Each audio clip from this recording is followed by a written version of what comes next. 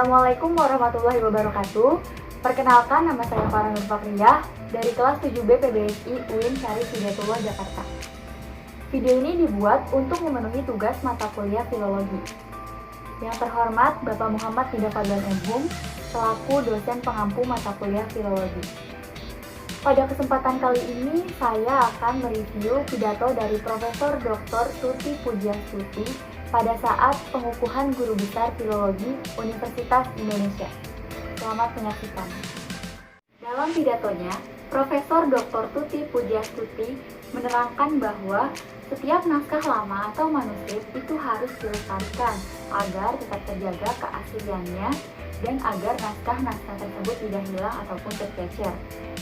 Yang pertama, Profesor Dr. Tuti Pujiastuti pernah melakukan riset atau penelitian bersama rekannya yang berasal dari Departemen Kebudayaan dan Pariwisata Republik Indonesia. Mereka meneliti mengenai serat centini, yang mana serat centini tersebut ditawarkan harga yaitu 2,5 miliar. Rekannya mengaku bahwa naskah tersebut ditawarkan kepada Bapak Menteri dengan harga tersebut melalui pesan singkat atau SMS. Penjual mengaku bahwa naskah tersebut merupakan naskah asli ditulis tangan. Naskah tersebut berisi 14 jilid yang sebelumnya hanya terdapat 12 jilid. Tetapi Profesor Dr. Tuti Pujiastuti meragukan keaslian dari naskah tersebut. Selanjutnya, Profesor Dr. Tuti Pujiastuti juga menerangkan bahwa ada berbagai bahan yang digunakan untuk menulis naskah Nusantara. Yang pertama itu ada lontar. Nah, lontar ini berasal dari kata tal. Lontar ini merupakan sebuah daun yang warnanya hijau tetapi di pinggirnya itu sudah kecoklatan. Naskah lontar ini digunakan biasanya 3 bulan, tapi lebih lama itu lebih baik sekitar 1 tahun. Lalu naskah lontar ini itu biasa digunakan di Jawa, Kerinci, Sulawesi, Cirebon, dan lain-lain. Lalu yang kedua itu ada nipah.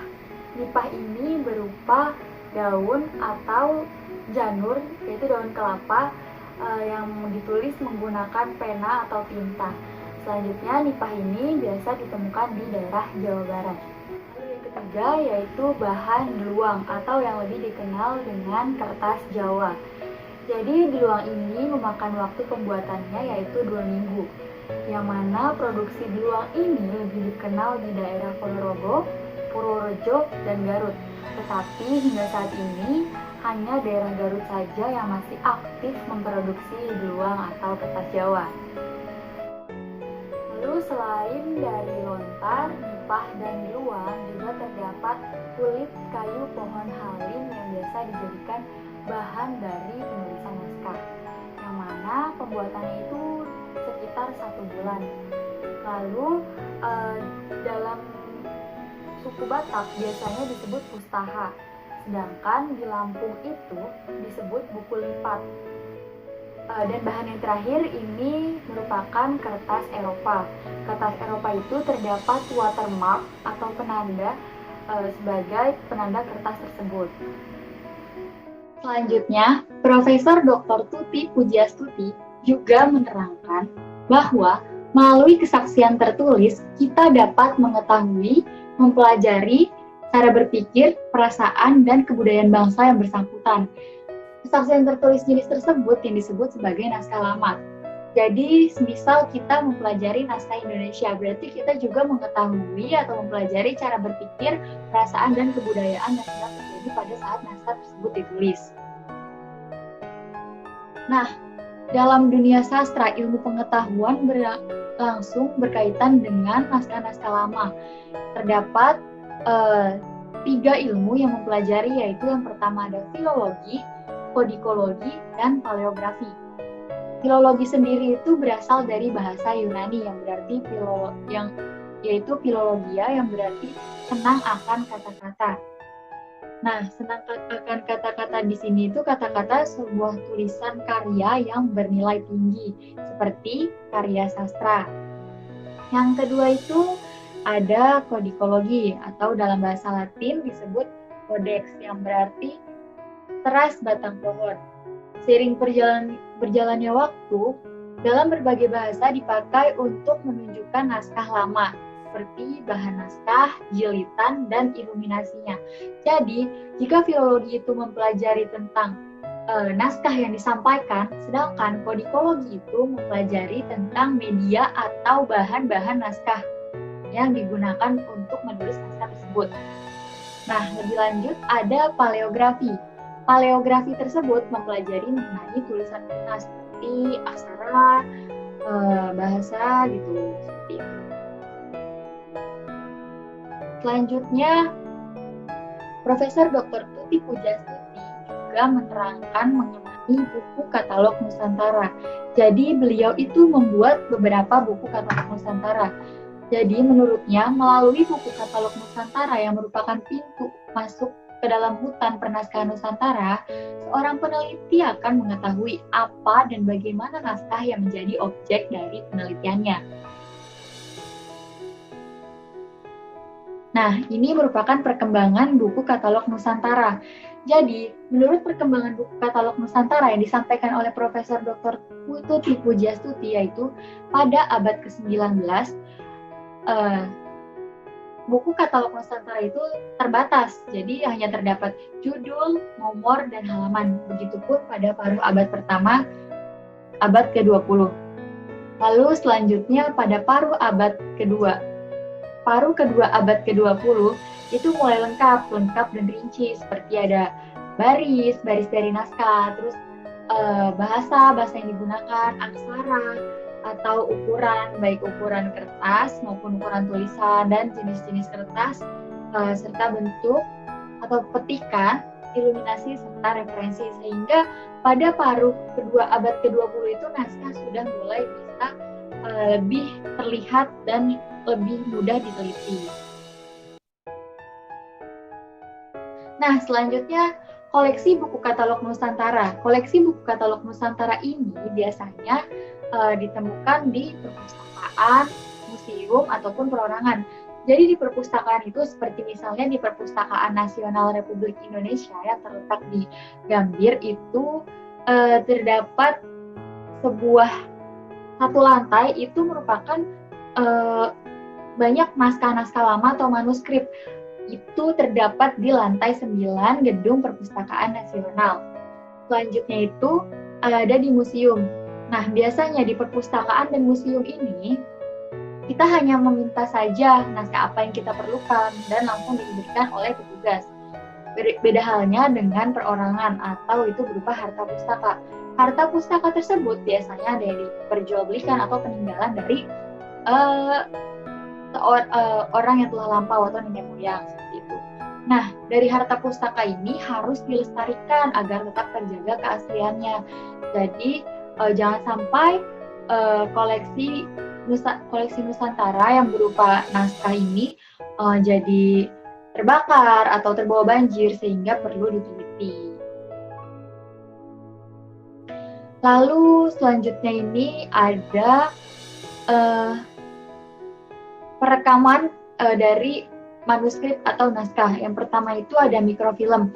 Nah, mikrofilm ini digunakan sebelum adanya kamera digital. Jadi pekerjaannya itu merekam naskah menggunakan kamera, tetapi tidak kamera digital. Berbeda dengan zaman modern sudah beralih menjadi digitalisasi, yaitu pekerjaannya merekam naskah dengan menggunakan kamera digital. Nah, Profesor Dr. Tuti Pujastuti juga menerangkan bahwa tujuan dari penelitian penyusunan katalog naskah Nusantara yaitu tidak hanya mengenai kepentingan ilmu pengetahuan semata.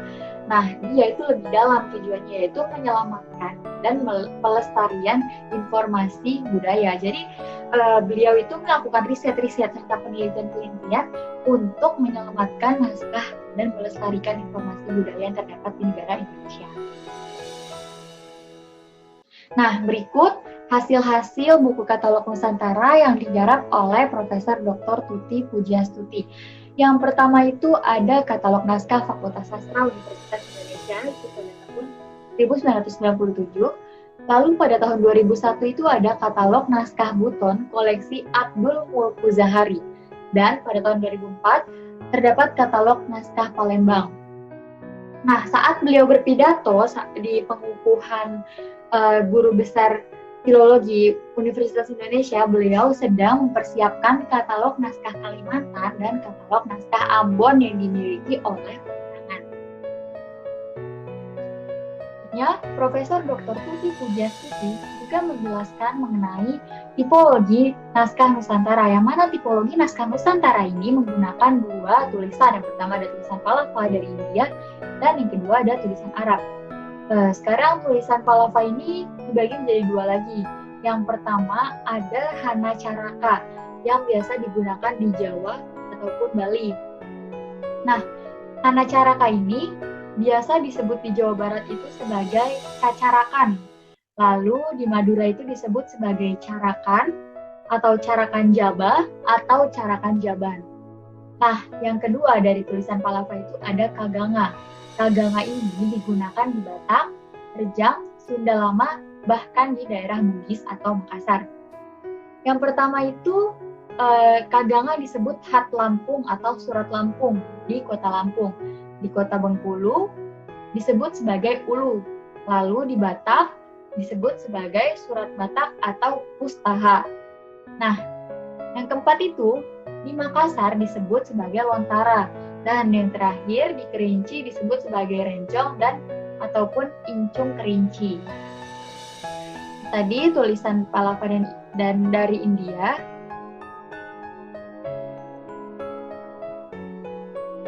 Selanjutnya ada tipologi naskah Nusantara, yang itu tulisan Arab. Jadi tulisan Arab ini juga berbagai macam penyebutannya. Yang pertama ada Jawi atau itu Arab bahasa Melayu, Pegon, Arab bahasa Sunda Jawa, Arab bahasa Jawa, Sunda, Madura, lalu Serang, itu Arab bahasa Bugis, Makassar, lalu ada Buri Walyo, yaitu Arab bahasa Walyo atau Buton, dan Arab Jowo, Arab bahasa Aceh, serta Arab Pegon. Itu sama dengan Arab bahasa Jawa, Sunda, dan Madura, tetapi di Gorontalo itu disebutnya sebagai Arab bahasa Melayu. Nah, selanjutnya dari berbagai aksara ini, biasanya itu ada naskah yang menggunakan dua aksara atau disebut dwi-aksara.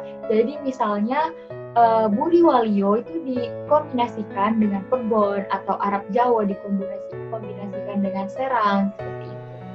Lalu selain itu juga terdapat dua bahasa, misalnya dari bahasa Bugis juga dikombinasikan dengan bahasa Buton dan lain-lain seperti itu. Lalu yang terakhir, Profesor Dr. Tuti Pujiastuti menjelaskan bahwa ada beberapa hal yang perlu dicatat dalam penelitian di masyarakat. Yang pertama, pemilik naskah perorangan itu sudah mulai kehilangan emosional terhadap leluhur mereka atau pemilik naskah atau penulis naskah yang mereka miliki. Dan yang kedua adalah kurangnya dukungan dari pemerintah mengenai pelestarian naskah-naskah lama, sehingga peneliti harus mencari sumber-sumber naskah dari lembaga-lembaga asing. Sekian yang dapat saya sampaikan, kurang lebihnya mohon maaf. Wassalamualaikum warahmatullahi wabarakatuh.